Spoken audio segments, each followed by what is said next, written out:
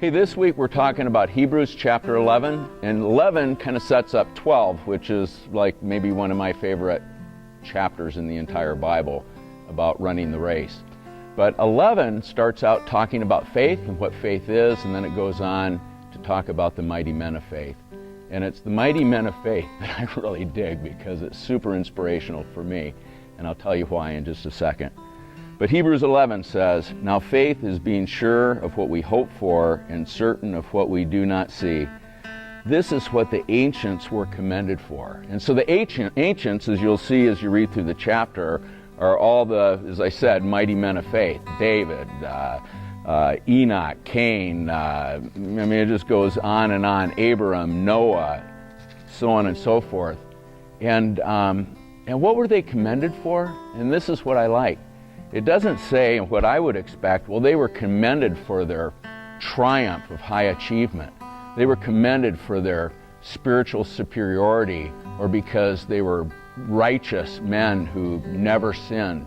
It says they were commended for their faith. In other words, they were applauded for their faith. That was it.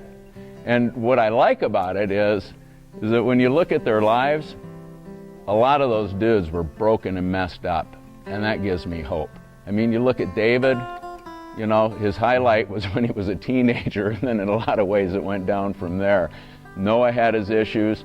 Almost every one of these guys were moral failures at some point of their life. But it was faith that set them apart.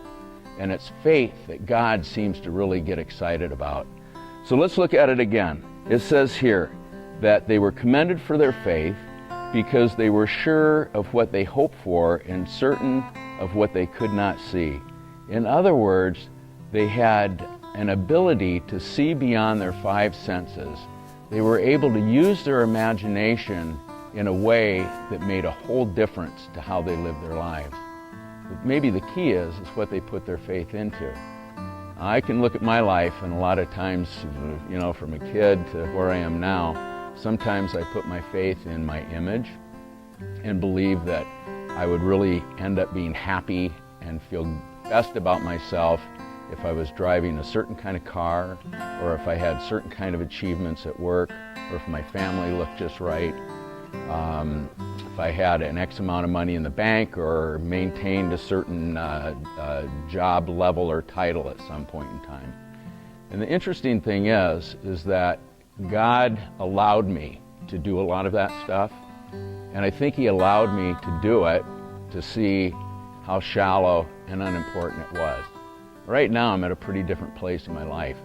The things that are really turning me on and where I get my greatest sense of satisfaction is not in the house I'm living in or the car I drive, but it's in impacting the lives for the kingdom. It's about impacting lives for the kingdom of God, because that's going to last forever. Money comes and goes, as a lot of us have found out over the last 10 years. Marriages come and go, unfortunately. Life comes and goes, which is difficult and hard and painful. But God always remains the same. And here's what I think made the difference for these guys. It was what they believed about God. Not so much that they believed in God, but what they believed about God. And I think what that was, the difference maker for them, was that they believed in the universal law of grace. That it was okay to go for it, and if they made mistakes, God had their back. He had them covered, and we've talked a lot about that with the high priest, Jesus, who shows us what God's like, that God is gentle, He's kind, He's understanding of our human failures. He doesn't expect more from us than what we can give, but He just gets fired up and charged up when we live our lives with reckless abandon, with deep heart passion, and we get so far out on the limb that if God doesn't come through, we're sunk. And that's been a big lesson for me, especially lately, maybe in the last couple of years. In the 90s, I went through this whole big decade of shame, and how I dealt with my shame was through career success. And as I mentioned earlier, if I got enough stuff, then maybe I'd feel good enough about myself. And I got stuff, and I didn't feel much better about myself.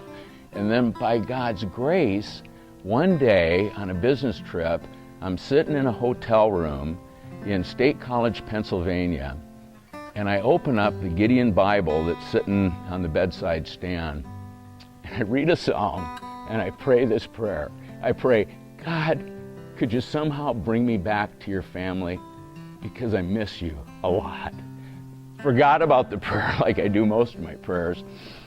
Went to the corporate headquarters of this company I was working for, and that afternoon I'm paged, and I get a call from my young life leader who asks me how I'm doing. Now that's not completely unusual because we've been in touch ever since I was 17 years old. We communicate on a monthly basis.